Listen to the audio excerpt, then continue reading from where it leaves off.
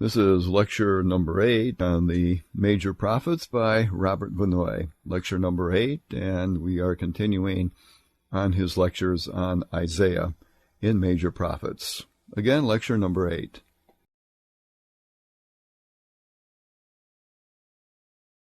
We're still in the book of Emmanuel, which is Isaiah chapters 7 to 12. We concluded chapter 10 at the end of the last hour, so we move on to chapter 11 this morning. Remember, chapter 10 ended with the cutting down, you might say, of the forest of Assyria. That's figurative language at the end, but you see, you have from verse 28 the advance of the Assyrians from town to town until they come to Jerusalem, and that's verse 32. Verse 32 says, and I quote, "He shall shake his hand against the mount of the daughter of Zion, the hill of Jerusalem." That's Assyria shaking the hand. But then we have the Lord's intervention. And I quote again, "The Lord shall lock the bow with terror, the high ones of stature shall be hewn down, the haughty shall be humbled. He shall cut down the thickets of the forest with iron, Lebanon shall fall by a mighty one." End quote. So at the end of chapter 10, you have the cutting down of Assyria. Now, at the beginning of chapter 11, you have a contrast to that in this sense. Assyria falls not to rise again, and by 612 BC, Nineveh is destroyed and Assyria is gone. But in contrast to that, the kingdom of David, which is also cut down, after all, Israel or Judah goes into exile, and is not destroyed ever to rise again, but rather it's going to send forth a new shoot. The stump is left. It's still alive. And so you read in chapter 11, verse 1, quote, "There shall come forth a rod out of the stem of Jesse. A branch shall grow out of its roots." End quote. Even though judgment also comes to Judah, and again using the imagery of the tree, Judah is cut down, there's still life, and the Lord sends forth a branch, the shoot, from the stump. So God's people were punished, but they were not completely destroyed, as was the case with Assyria. Now, chapter 11, verse 1 is a very well-known verse in the Old Testament. Quote, "There shall come forth a rod out of the stem of Jesse." End quote, and clearly this is a messianic reference. That becomes clear as you get into verse 2, because you see that verse 2 speaks as if this rod and this branch is a person, and it is a person who is endued with the power of the Spirit. Quote, "And the Spirit of the Lord shall rest upon him, the Spirit of wisdom and understanding, the Spirit of counsel and might, the Spirit of knowledge and the fear of the Lord." End quote. And as you go down through the chapter, verses 2 to 10 describe the results of the coming forth of this branch.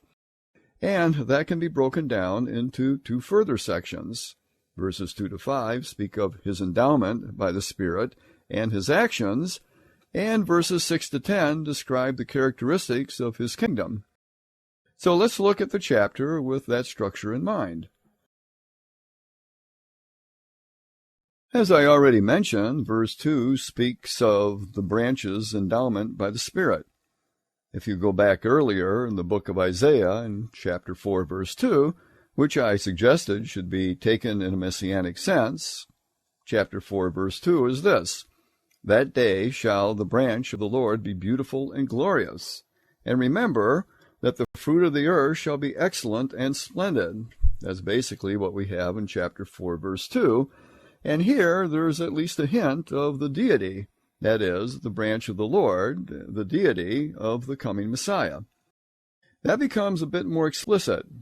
Chapter 7, verse 14, "The virgin shall conceive and bear a son, and you shall call his name Emmanuel," God with us.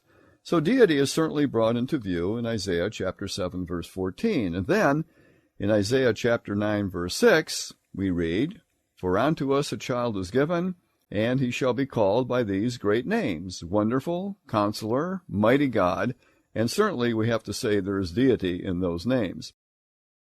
So in chapter 4, verse 2, chapter 7, verse 14, chapter 9, verse 6, all of which are messianic, and you have the idea of deity. Deity here in chapter 11, verse 1 is not so much in view or stress, but what is stressed here is infilling with the Holy Spirit and the righteousness of the branch's actions. So the picture begins to fill out of the coming Messiah. You notice in verse 2 there are 6 different aspects of the power of the Holy Spirit.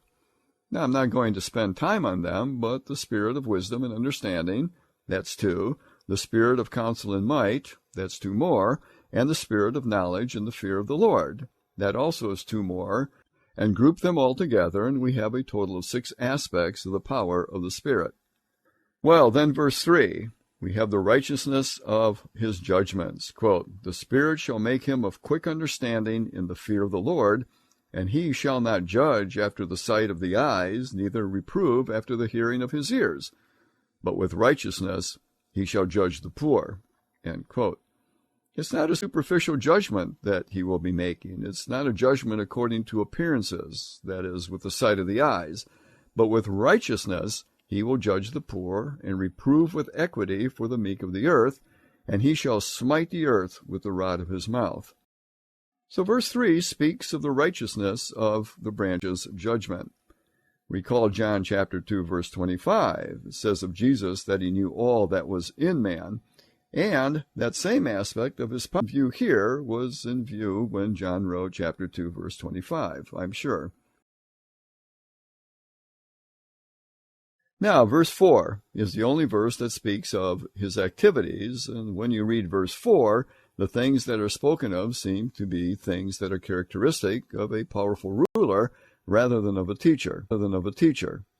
Verse 4 seems to center on things that really have not yet been done by Christ. For he came at his first advent as a suffering servant, indeed as a teacher, but he will come at his second advent as a ruler. You see, verse 4 says, quote, with righteousness he shall judge the poor, and reprove with equity for the meek of the earth, and he shall smite the earth with the rod of his mouth, and with the breath of his lips he shall slay the wicked. And I think the things that are in view here are things that will take place at Jesus' second coming rather than at his first coming.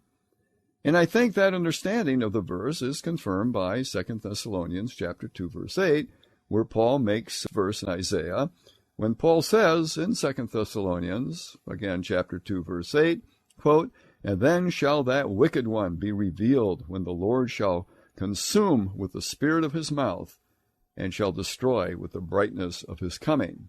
End quote. Paul here is looking to the future beyond his own time. That is, beyond the time that he writes 2 Thessalonians, and he speaks at some time in the future when he says, quote, the wicked one will be revealed, whom the Lord will consume with the spirit of his mouth, or breath of his mouth, spirit being an Old English term that can be the same as breath. Now, Paul then sees the slaying of the wicked one by the breath of the Lord's mouth, or by the spirit of his mouth, as I mentioned earlier. So by the spirit of his mouth, by the breath of his lips, this is something that has not yet occurred in Paul's own day. I think Paul's quotation of this also helps us in another way. When you read in the last phrase of chapter 4, quote, with the breath of his lips, he shall slay the wicked, end quote, in English that suggests that he'll slay everyone who is wicked, that he'll slay the wicked. The phrase seems to be a collective, but not necessarily, although it could be understood as a collective in the way that it is worded in English. In English, when an adjective is used as a substantive, it implies a plural. So, quote, he shall slay the wicked, end quote. But the interesting thing is, when Paul alludes to this verse, he uses the singular, and is speaking of something that was to occur yet future to his own time, that is, Paul's time. He says, then shall that wicked one be revealed, whom the Lord will consume with the spirit of his mouth. The wicked one. The Hebrew would allow it to go either way, either as a singular or a plural, but Paul explicitly makes it a singular, and the wicked one, in the Greek, there's Paul's allusion to this verse, and in Greek, this is the word anoma, indicates an individual is being referred to, that is, the lawless one. The wicked one, the King James translates it. And so we have the wicked one shall be revealed, whom the Lord shall consume with the spirit of his mouth. Now, let's take that phrase, spirit of his mouth. In the Greek, there is pneumati. In the Hebrew, it's ruach. The King James says there, with the breath of his lips, or I think it would have been better to keep pneumati, which is the Greek for spirit or breath, as breath, and you should translate this word that appears in both places the same way. You can equally translate it as breath or spirit or wind, but it would have been better to keep the translation constant. But I think that the main thing about the New Testament allusion to chapter 11, verse 4, is that we are led by that clearly to understand that verse 4 is referring to something that's yet future to the time of Paul, and future to our own time, and that is the Antichrist. It's also possible, as far as an allusion, it is less clear and the wording is not as explicit, but if you go to Revelation 19, you notice in the passage beginning at verse 11, quote, I saw heaven open, and behold, there was a white horse, and he that sat upon him was called Faithful, True, and Righteousness. He does judge and make war. His eyes are like flames of fire, and so forth. And then in verse 15 of Revelation chapter 19, John says, quote, out of his mouth goes a sharp sword, and with it he should smite the nations, and shall rule them with a rod of iron. End quote. We have this idea of the mouth of the Lord, and what goes forth from the mouth is going to slay the wicked ones. Here is plural.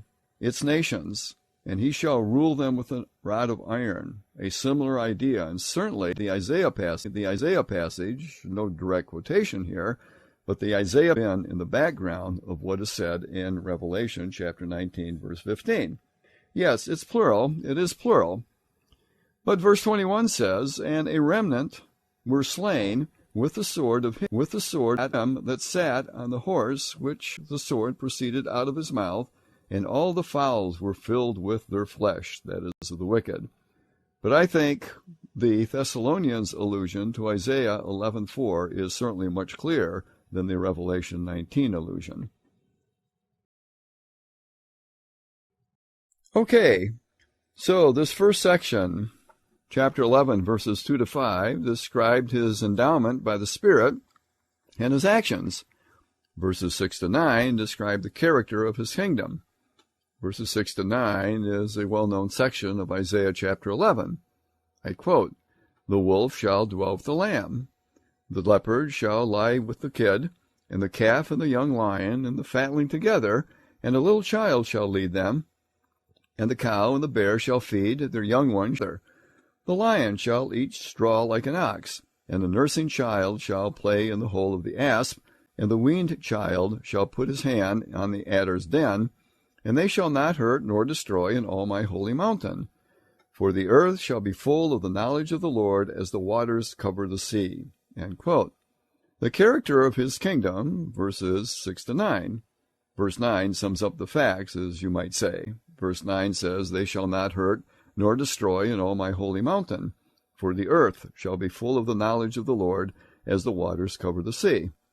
Now, it seems to me that verse 9 suggests that the picture here is the removal of external danger, brought about through the reign of the Messiah.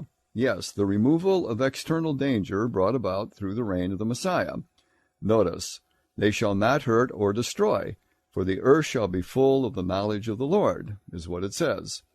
It would seem that the reference here is to the same period of time that's referred to verses 2 to 4, when, we read, swords will be beaten to plowshares. And then, in the parallel Micah passage, it says, every man shall sit under his own vine and fig tree, and there shall be nothing to make them afraid. So again we see it appears to be a removal of external danger here. God says that there will come a time on this earth when no one need fear injury from external attack, and that time will be established by this ruler who is to come, this divine ruler. Now, having said as much, there's still a question, and that question is, how do we understand the specifics of verse 9? Is that to be taken literally? Or is it figurative?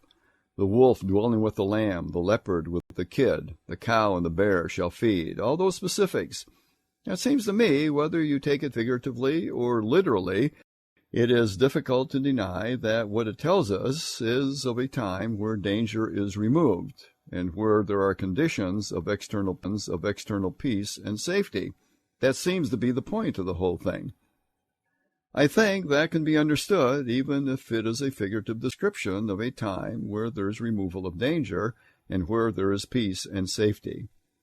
Now, the period is normally referred to as the millennium, of course, taken from Revelation chapter 20, which is an indication that Satan will be bound for 1,000 years.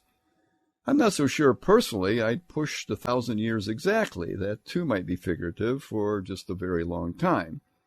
I don't know that it need be precisely 1,000 years, particularly in that kind of literature, that is apocalyptic literature, but certainly a long period of time of peace and safety, maybe 1,000 years, and maybe for a longer time, but something like that is in view.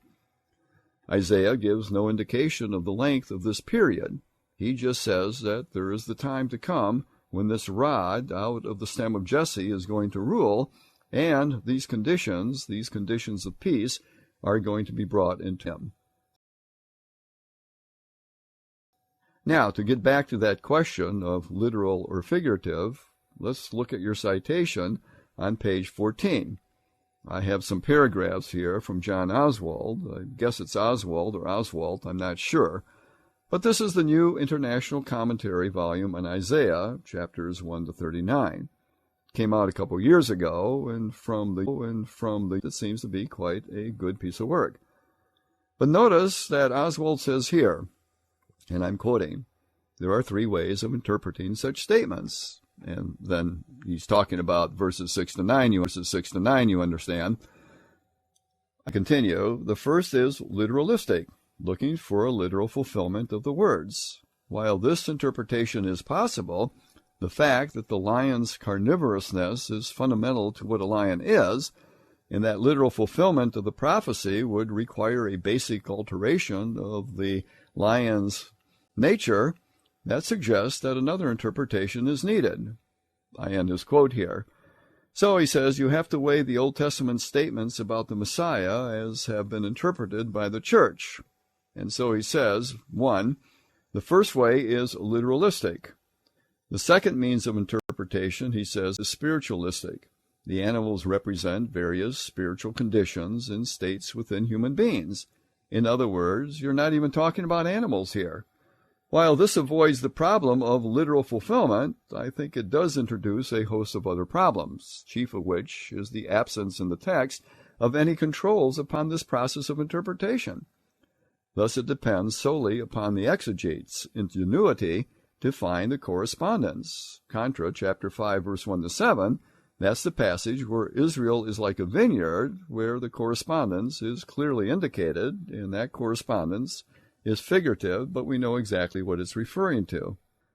And a third way of interpreting this passage, and others like it, is just figurative.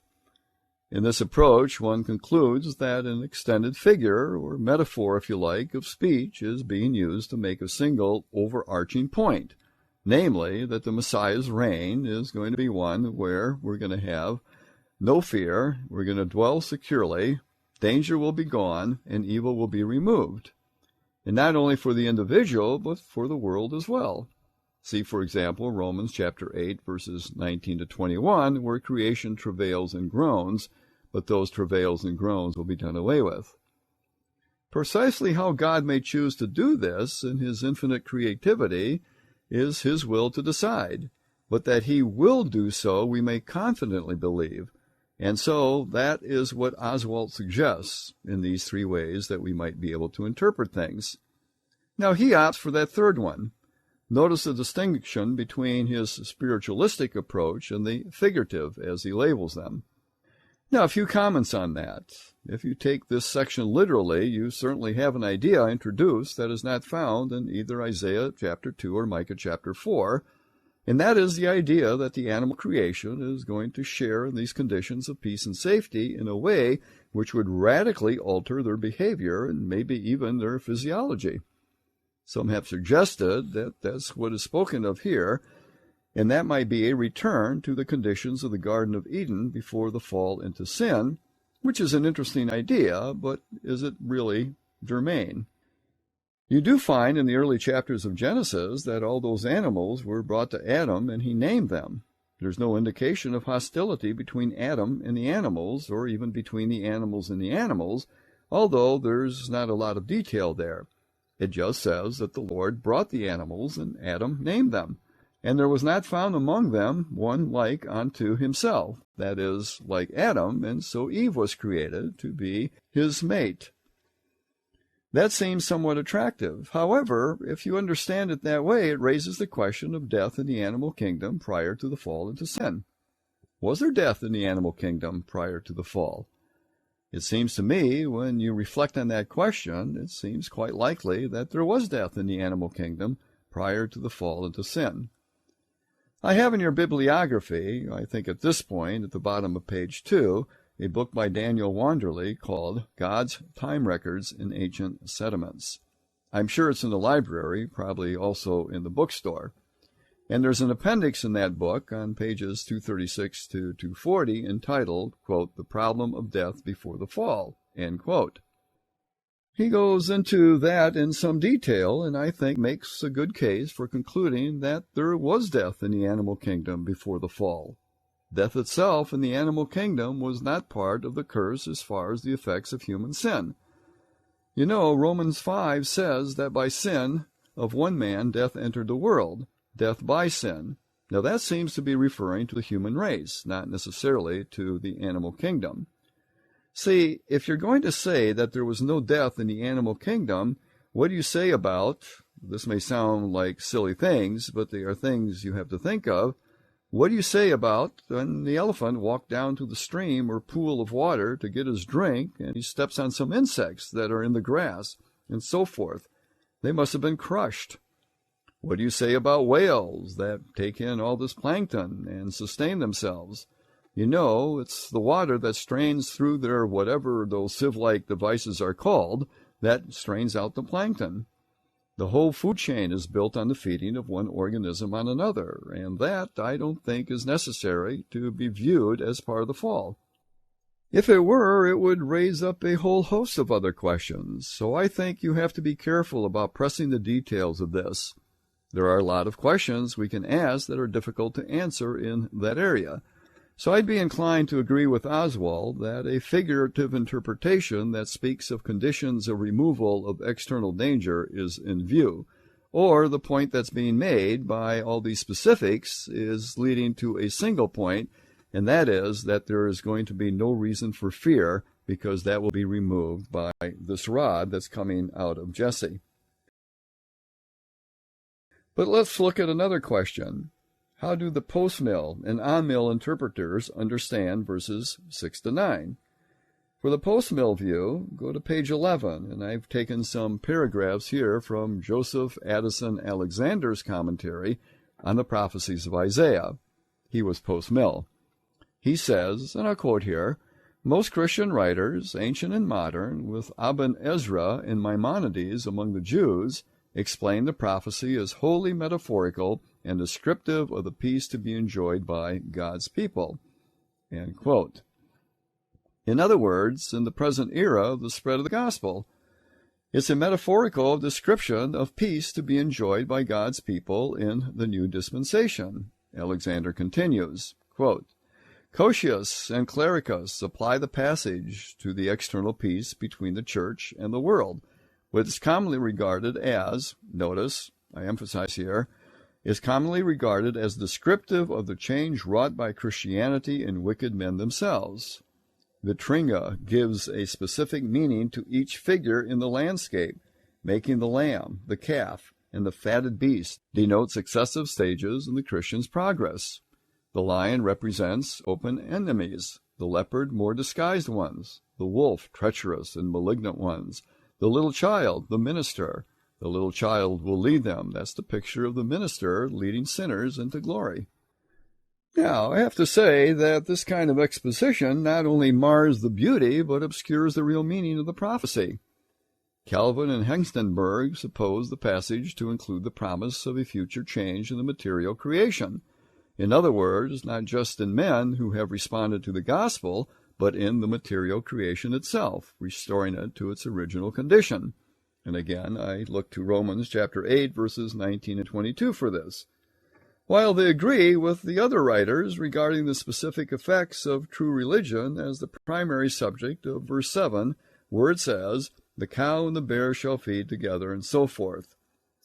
"The lion and the ox shall eat straw." For this, Alexander notes, Vitringa carries out his allegorical hypothesis by making the cow the representative of Christians who have reached the point of giving as well as receiving instruction, of yielding milk, as it were, as well as drinking it. He apologizes for the use of straw as an emblem of divine truth, or the gospel, on the ground that its doctrines are so simple and uninviting to fastidious appetites. The arbitrary character of such interpretations is betrayed by Gill's remark that straw here means true doctrine, but elsewhere it means false. See, if you start going down this route, you can put on almost any meaning you want to the various phrases here. Quoting from Gill, we read again, "The truth is that neither the straw nor the lion means anything by itself, but the lion's eating straw denotes a total change of habit, and indeed of nature, and is therefore a fit emblem for," here's the way he understands it, "the revolution which the gospel, in proportion to its influence, affects in the conditions of society, and then, with some allusion possibly, as before, suggested to the ultimate deliverance of the ktisis, which is the Greek term for the irrational creation.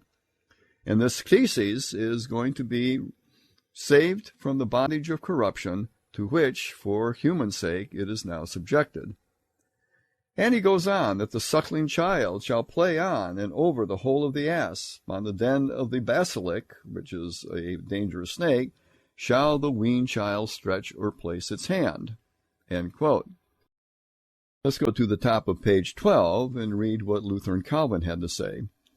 Luther and Calvin and Huss take this as the children who were to thrust their hands into the den of the asp as anti-Christian serpents.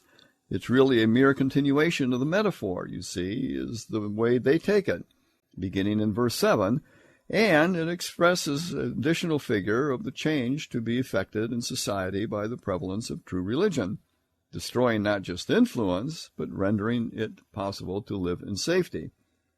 The last statement, you see, is the way he views it. "They shall not hurt or destroy in all my holy mountain," and so forth. The first clause clearly shows that the foregoing description is to be figuratively understood. The wolf and the lamb should lie down together. This means, in other words, that none should hurt or destroy in the Messiah's kingdom. But Alexander, as with other post-millennialists, see conditions of peace to be brought about in society through the spread of the gospel, perhaps with some allusion to deliverance of the creation from the bondage of corruption. In other words, he's not limiting it just to relationships among people. Maybe also in some way it's going to affect the creation itself. Now, there wouldn't be that much difference, you see, between a post-mill and a pre-mill understanding of this. The difference is how these conditions are going to be established. Are they going to be established as through the spread of the gospel in the present age, or must we await the return of Christ, and he will establish it subsequent to his second return? All right, that's the post-mill position. Now, for non-mill interpretation, let's look at pages 18 and 19 in your citations page. This is taken from E.J. Young, Volume 1, page 390, second paragraph on top of page 18 of your citation.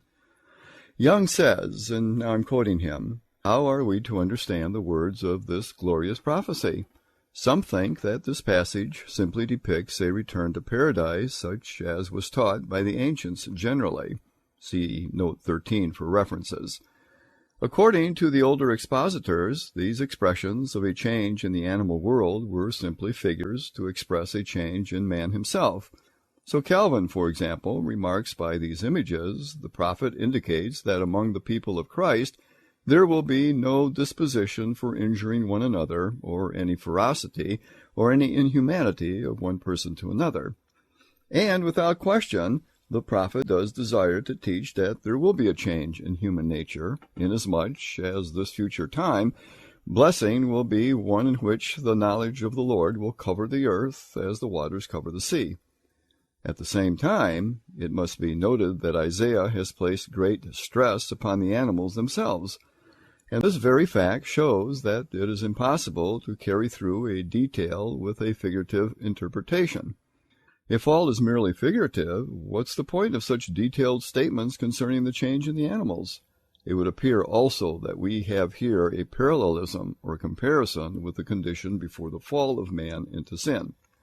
Before the entrance of sin into the world, the animals were helps of man and were named by him. All that God had made was good. Hostility between man and animals, at least, was unknown. End quote. Now, we go on. Henstenberg says rightly, I believe, and in accordance with Scripture, where there was not a Cain, neither was there a lion. May it not be that, in Isaiah's language, a lion shall eat straw like an ox, that there is a reflection upon the command and permission granted to the animals that every green herb should be to them for meat? Next paragraph on page 391, Young continues as follows. Other passages of Scripture also indicate that when evil will cease in the rational creation, the reflection of evil will disappear from the non-rational creation. That's Isaiah chapter 65, verse 25, and chapter 66, verse 22. This change in the non-rational creation implies, of course, the more wondrous change among men themselves. The animals are no longer at enmity with one another because evil has departed from men. Men will know the Lord, and the reflection of that fact appears that even among the animals there will be also a full and complete cessation of hostility.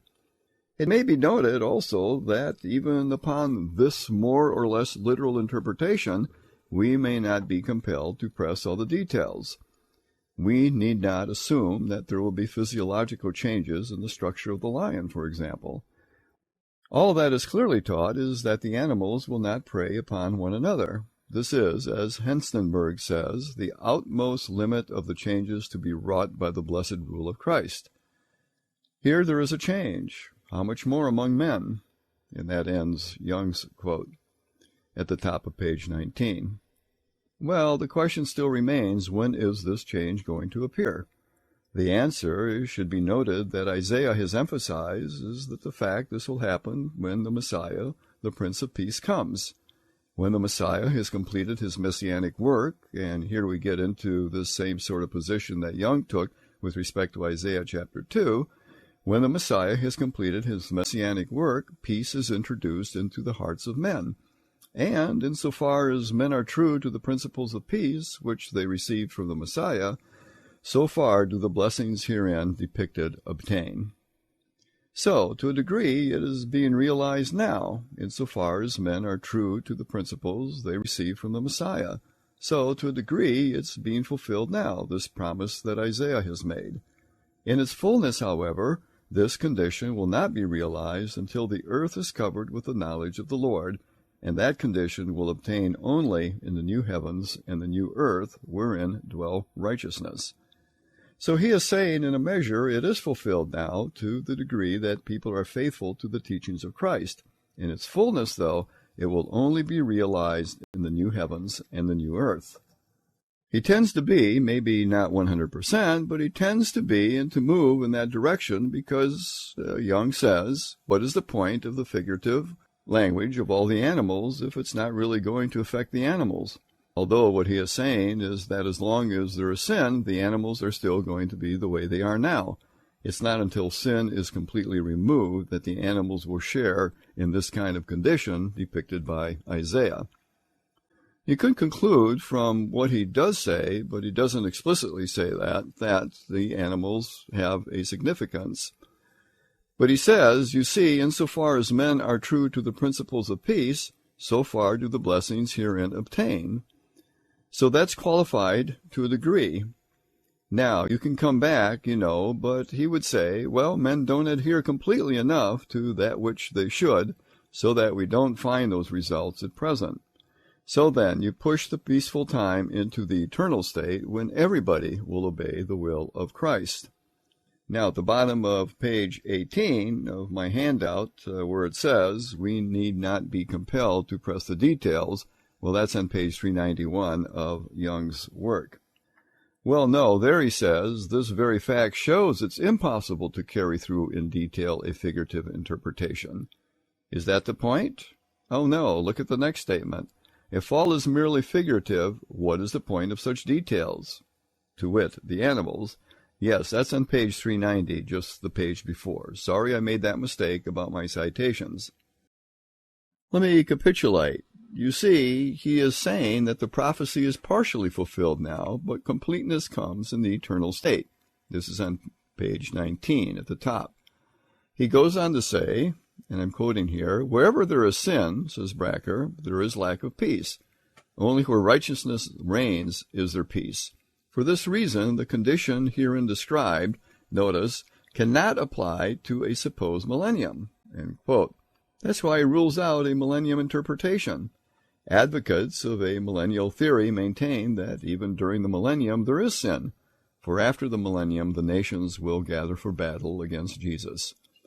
The picture before us, however, is one in which there is no sin, but in which the fullest manifestation of peace is to be seen. We read these words with grateful hearts, for we know that one day we too shall enjoy these blessings in their full sense, and we shall enjoy them only because of the work of Emmanuel, the one who was born from Jesse's reed, who, in the great battle of Calvary, slew the wicked in order that he gave himself a ransom for sin. To his name be all honor and praise and glory given. End quote.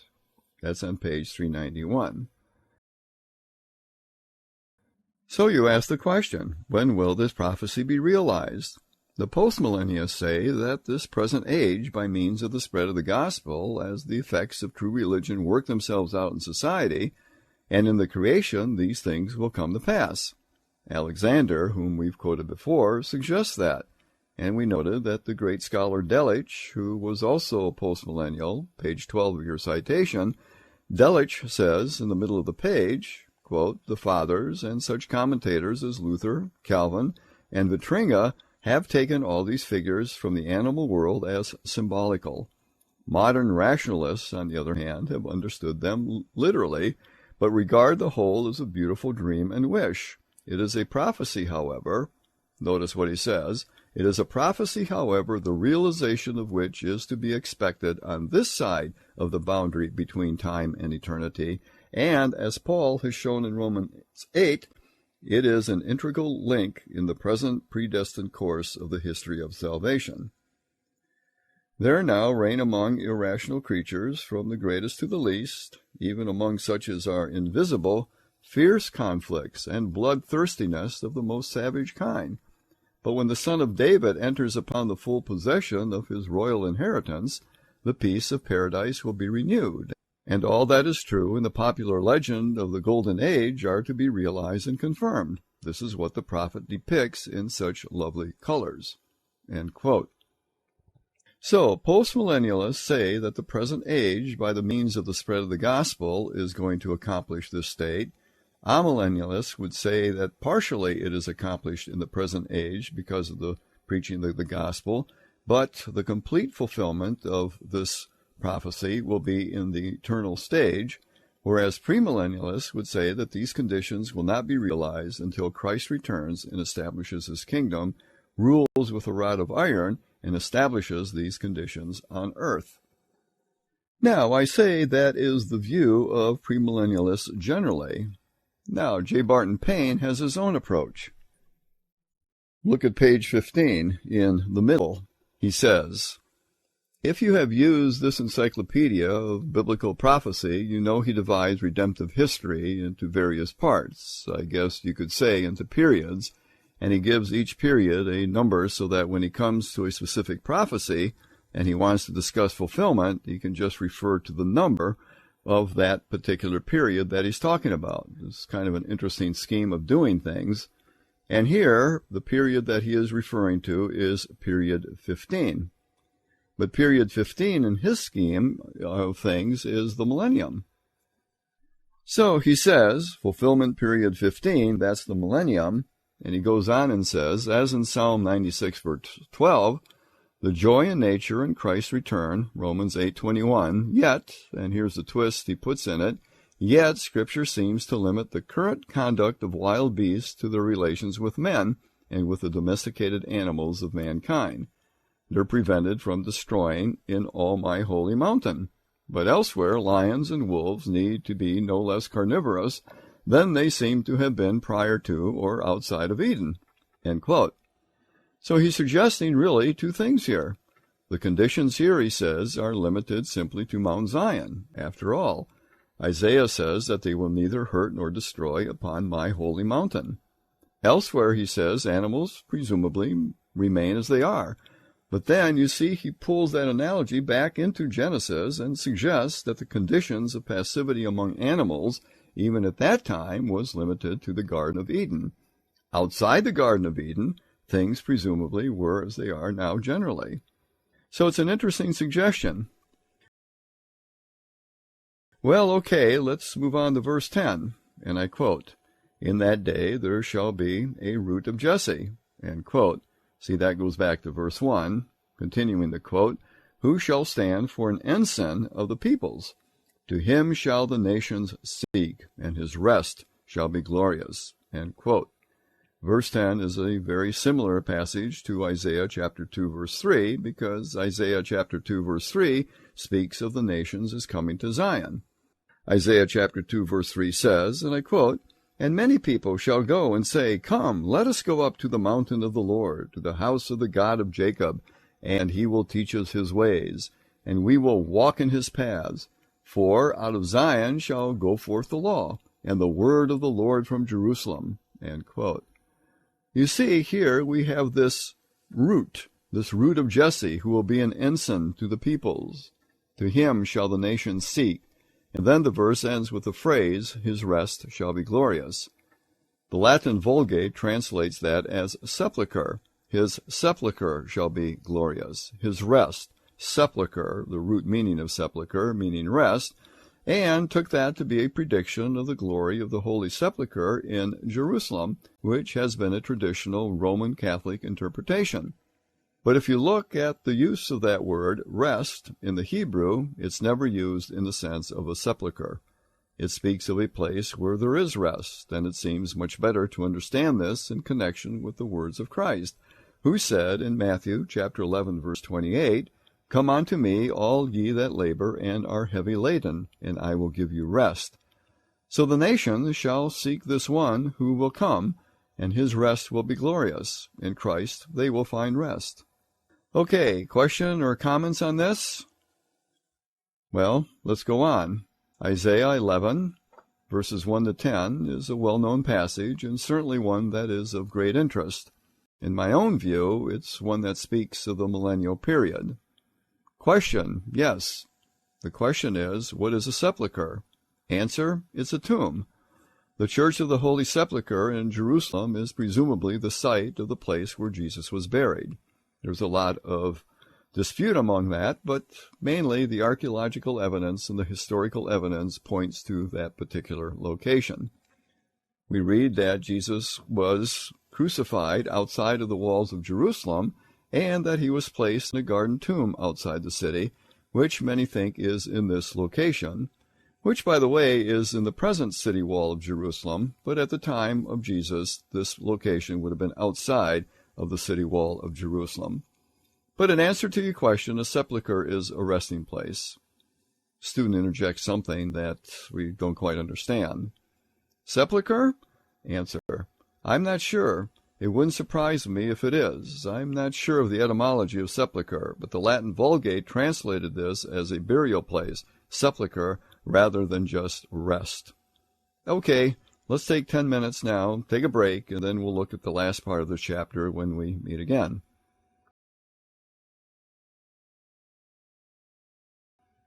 That's the end of lecture number 8 by Robert Vannoy on the major prophets, specifically Isaiah.